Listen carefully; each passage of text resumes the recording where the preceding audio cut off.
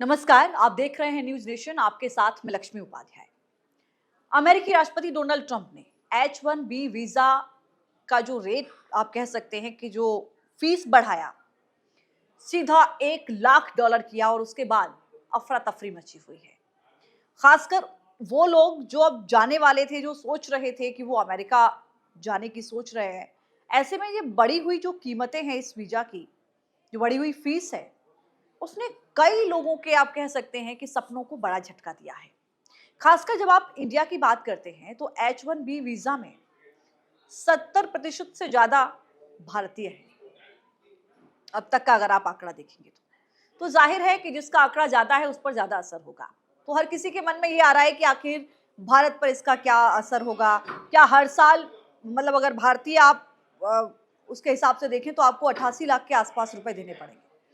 तो मन में ये है कि क्या हर साल आपको 88 लाख रुपए देने हैं। तो इसको लेकर कुछ ऐसी चीजें हैं जो व्हाइट हाउस की ओर से साझा की गई हैं, कुछ जानकारियां, और ये कहा गया है क्योंकि जैसे ही ये ऐलान हुआ तो जिन लोगों का वहां पर जाना था, वो एयरपोर्ट्स पर आप देखिए कि अफरा तफरी मच गई, माहौल बन गया। अमेरिका वापस लौटने वाले लोगों की भीड़ बढ़ गई। हालांकि जानकारी ये दी गई अमेरिका की ओर से कि जो लोग वापस आना चाहते हैं उनको जल्दबाजी की जरूरत नहीं है, क्योंकि जिनके पास ऑलरेडी H1 वीजा है उनके पास तो है। उनको ऐसा नहीं है कि आपको तुरंत एक डेडलाइन के हिसाब से वापस आना है, ऐसा नहीं है। लेकिन अब सवाल यह है कि तमाम रिपोर्ट्स में यह दावा किया गया कि इन हालातों के बीच भारत में मौजूद अमेरिकी पेशेवर जो वापस लौटने के लिए एयरपोर्ट पर पहुंचे हैं, उन्होंने यूएस की सीधी उड़ान की लागत में भारी उछाल का भी सामना किया है। क्योंकि जब भी आप देखते हैं कि किसी भी आप देश की ज्यादा लोगों की जब यात्रा एक साथ वहां पर होती है तो जाहिर है कि फ्लाइट टिकट जो होते हैं वो महंगे हो जाते हैं। वो एक अपना अलग है लोगों के लिए ये मुश्किल का सामना करना। लेकिन कुछ ऐसे सवाल हैं जो हर किसी के जहन में है, और वो सबसे पहला सवाल ये है कि क्या ये सभी आवेदकों पर लागू होगा। तो इसका जवाब मैं आपको देती हूँ। व्हाइट हाउस की जो प्रेस सेक्रेटरी हैं, उन्होंने शनिवार को जवाब दिया है इस सवाल का और कहा कि ये जो $1 लाख का H1B वीजा शुल्क मौजूदा वीजा धारकों पर नहीं होगा। यानी कि सिर्फ नए आवेदक जो लोग कर रहे हैं ये उन पर लागू होगा। नया आदेश केवल नए आवेदन और आगामी लॉटरी साइकिल पर लागू होगा।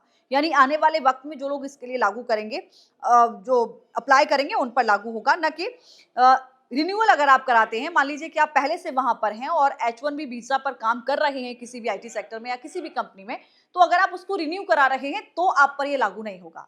नए तरीके से पहली बार अगर आप H1B वीजा के लिए अप्लाई कर रहे हैं तो इस पर ये जो नई दरें हैं ये लागू होगी। अब मन में सवाल ये आता है कि ये शुल्क कितनी बार लगेगा। तो इसको लेकर ये जानकारी दी गई है कि बार बार वसूले जाने वाला चार्ज ये नहीं है, बल्कि नए आवेदकों पर एक बार लगाए जाने वाला ये चार्ज है। यानी कि वन टाइम चार्जेस हैं ये, कोई एनुअल फीस नहीं है। यानी कि अगर आपने एक बार दे दिया है तो बस काफी है। लेकिन अब सवाल ये भी मन में आएगा कि कितने साल के लिए ये काफी है। क्या अमेरिका में पुनः प्रवेश पर कोई रोक लगेगी? तो ऐसा बिल्कुल भी नहीं है। ये कहा गया है, अपनी पोस्ट में ये जानकारी दी गई है कि इस असमंजस पर तस्वीर साफ करते हुए जोर देते हुए लिखा कि विदेशों में मौजूद जो भी H1B वीजा धारक हैं वो अमेरिका में पुनः प्रवेश से उनको नहीं रोका जाएगा। वो वापस आएंगे जब भी चाहें, क्योंकि मौजूदा H1B वीजा धारकों या विदेश में रहने वाले लोगों पर ये फीस लागू नहीं हो रही है। ये वीजा धारक सामान्य तरीके से अमेरिका में एंट्री और एग्जिट कर सकते हैं। जब तक कि आपकी वीजा की डेट है, जो भी समय अवधि है, उस तक आप जा सकते हैं और उसमें आप आ भी सकते हैं। आप पर ऐसी कोई रोक नहीं है। 30 दिन के भीतर नियम की समीक्षा होगी, ये भी कहा गया है। वीजा रूल में बदलाव को लेकर मचे सड़कम के बीच भारतीय नागरिकों की मदद के लिए ये कहा जा रहा है कि अमेरिका स्थित भारतीय दूतावास ने हेल्पलाइन नंबर भी जारी किया है, और जिसमें पूरी जानकारी ली जा सकती है। आप वहां पर फोन कर सकते हैं। नंबर मैं कोशिश करूंगी कि जो भारतीय दूतावास की ओर से हेल्पलाइन नंबर जारी किया गया है वो मैं आपके सामने इस वक्त फ्लैश कर दूं, और मैं आपको बता भी देती हूं कि जो नंबर है वो क्या है। वो देखिए आपके सामने इस वक्त चल रहा है। आप इस नंबर पर कॉल कर सकते हैं। वहां पर अगर आपको भी H1B वीजा के लिए आप कभी अप्लाई आने वाले वक्त में करना है तो इससे रिलेटेड आप कोई भी जानकारी इस नंबर पर ले सकते हैं।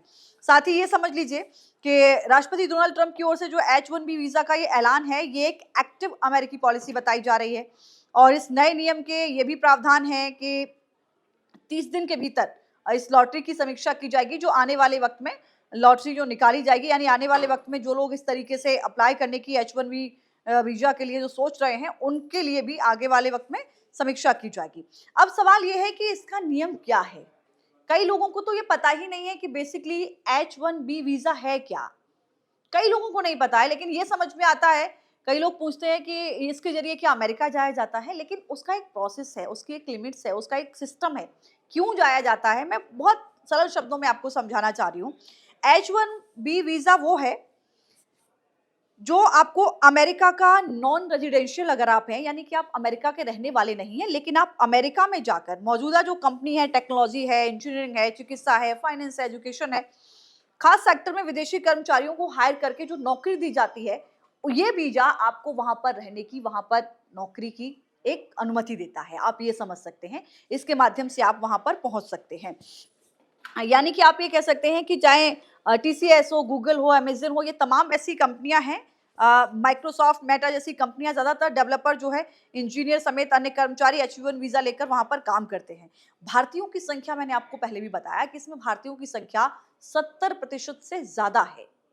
तो ऐसे में अगर ये वन टाइम है, तो ये भी नहीं बताया गया है, अभी थोड़ा-सा कन्फ्यूज़न रखा गया है कि अगर ये वन टाइम पेमेंट है, मान लीजिए कि ये एनुअल नहीं है, अगर वन टाइम है तो कितने ईयर के लिए है? क्या ये वन टाइम है और उसके बाद पर ईयर रिन्यूअल कराना पड़ेगा, जो पहले फीस थी वो देनी पड़ेगी? कुछ ऐसे कन्फ्यूज़न अभी भी हैं जो यहाँ पर बने हुए हैं, जो लोगों को परेशान कर रहे हैं। लेकिन तगड़ा चार्ज जो लगाया है राष्ट्रपति डोनाल्ड ट्रंप ने, वो निश्चित तौर पर से भारत के लिए नहीं, हालाँकि माना कि भारत का जो प्रतिशत है वो बहुत ज़्यादा है, लेकिन बाकी देशों के लिए, चीन की भी आप बात कर लीजिए, बाकी देशों की भी बात कर लीजिए, तो निश्चित तौर पर उन लोगों के लिए एक बड़ा झटका है जो आने वाले वक़्त में H1B वीज़ा के तहत अमेरिका में जाकर अपनी नौकरी करने का सपना देख रहे थे, या अन्य तरीके से चिकित्सा में, अलग तरीके से वहाँ पर जाकर अपनी पढ़ाई करने में, या आप कह सकते हैं इंटर्नशिप करने के लिए, इस तरीके का उनका प्लान था। तो निश्चित तौर पर एक, अगर आप भारतीय रकम के हिसाब से देखें तो 88 लाख रुपए आपको एक बार जमा करने हैं। अब आप सोचिए कि पहले जो रकम आप मुश्किल से 5 से 6 लाख के आसपास जमा करते थे, वो अब 88 लाख हो गई है। तो ज़ाहिर है कि हर किसी की रीच में ये नहीं है, और ऐसे में कुछ लोगों की मुश्किलें निश्चित तौर पर इसमें बढ़ेंगी। लेकिन क्या इस पर आने वाले वक़्त में विचार की कोई गुंजाइश है? क्या डोनाल्ड ट्रंप इस पर विचार करेंगे? क्या इसमें कोई तब्दीली हो सकती है? इस बात को लेकर भी लोगों के मन में सवाल है। इस पर रहेगी नज़र। फिलहाल के लिए इतना ही। नमस्कार।